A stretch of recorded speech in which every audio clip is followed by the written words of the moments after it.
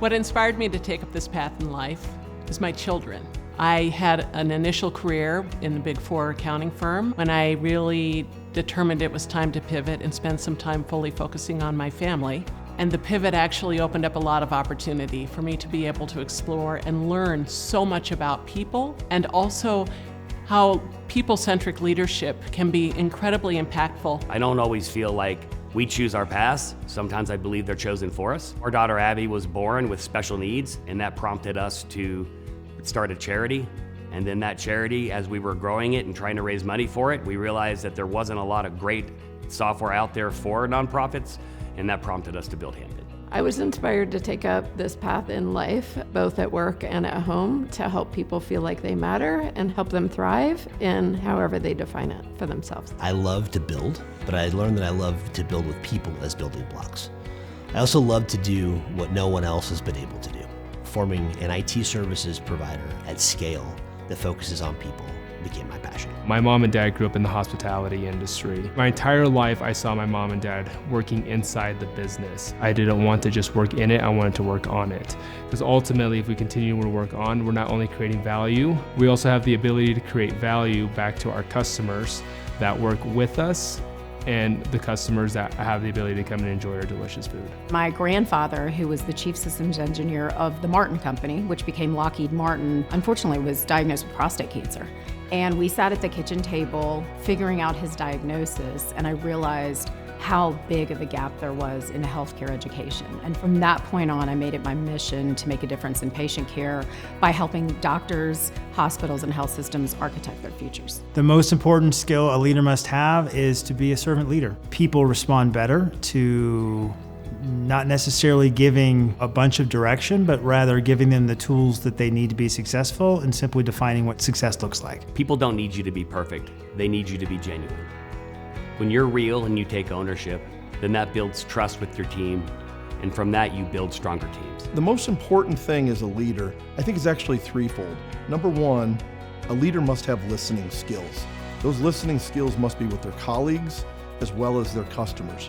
Secondly, I think it's emotional intelligence. The emotional intelligence builds trust with that leader. And thirdly, it's the strategic vision.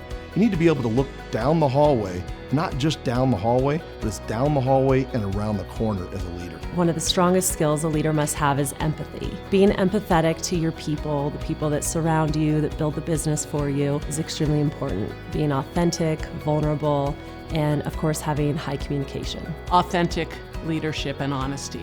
Being consistent and honest, but with a twinge of charity, because you need the honesty to be authentic to be able to garner the buy-in and the actioning from your team, and also to make the relationships within your network to be able to propel things forward. Authenticity and vulnerability, followed by a strength of conviction and the wisdom to know when to be flexible. The legacy that I hope to leave is a successful business that still embodies the culture that I started the company with in the beginning.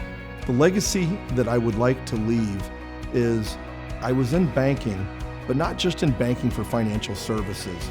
Banking actually created a platform to inspire my colleagues, our business owners out in the community. Leadership is not about being in charge. Leadership is actually empowering, helping, and supporting the people that are in your charge. The understanding that IT services is more of a people business than a technology business. We're people serving people who have technology needs. Being a genuine leader who helped raise people up and create opportunity, but also took the time to be able to enjoy and find laughter in what we were striving for, so it wasn't all serious. People were glad that they knew me. I came in touch with my legacy when I thought about the underlying goal of creating a great place to work. For me, that's a place where people have a chance to be at their best every day, where they can learn and grow, and where they can make a difference in the lives of our clients. Integrity. I want people to see me as a fighter for those who are marginalized and for those who society often overlooks. Aspire to get a love letter from the people who work with you, from the employees who serve your customers. Because when you put your employees first, everything else gets better.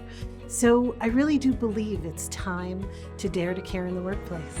A favorite memory from the Titan 100 program was when the Titans took over Empower Field. The value that they were able to create for us of making us feel something bigger than what we've ever thought it were. We felt like professional athletes. Being able to get on that field and being able to wear the jersey of a Titan 100 meant something different, and it felt extremely powerful, just like how a Titan would feel. My favorite memory from the Titan 100 program is the very first awards ceremony. Walking into the room for the first time and seeing so many like-minded people, some that I knew but many that I didn't, understanding that we all had such a shared understanding of business, values, and the relentlessness that it takes to be a Titan Award winner. The peer group sessions and the dinner meetings. In those sessions, I've seen people actually ask the hard question that everybody's thinking about. And to me, you learn a lot, and it's become a really great bonding period during those dinner and those peer groups. What Titan 100 has done for Colorado and many other cities is brought people together who really want to improve our communities, improve our companies, learn from each other, and grow continuously in their development. A Titan is someone who understands they're still growing and there's more to do. The Hall of Fame recognition to me is extremely humbling. I'm humbled by the community and the network of people that have come before me. I'm also extremely grateful to be a part of a community where I can lift people up and inspire others as well. Titan 100 Hall of Fame recognition means to me that I will forever be a part of an absolutely incredible community. When you look around the room and see the legacy and the people that are in the room and the CEOs that are decorated, I have so much respect for the people that get into this program just in general and win this award. And to be a part of it, and to be a part of it third year, it's hard to put it into words how big of a deal it was. I'm thrilled to be recognized, but just also help to carry a legacy forward for the Titans that are coming behind me.